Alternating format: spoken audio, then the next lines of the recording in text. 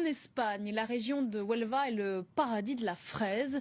Pendant la saison de la récolte, les ouvrières agricoles venues d'Europe de l'Est et du Maroc sont très nombreuses. Nombreuses, elles le sont aussi à dénoncer les conditions de travail dans ces exploitations. C'est un reportage de Margot Soubra-Gomez et Mélina Huette.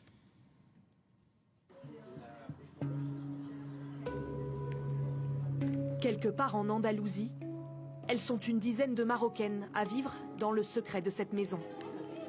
Vous ne verrez pas leur visage. Ces saisonnières ont fui les champs de fraises où elles travaillaient. Un syndicat d'ouvriers agricoles les a recueillies. Aujourd'hui, elles dénoncent un esclavage moderne.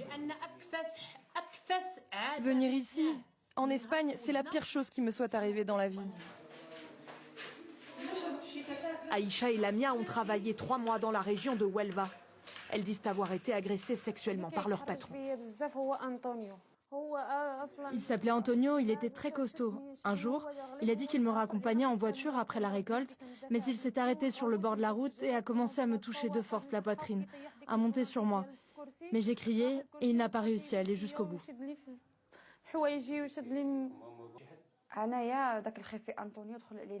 J'ai entendu des cris dans la salle de bain.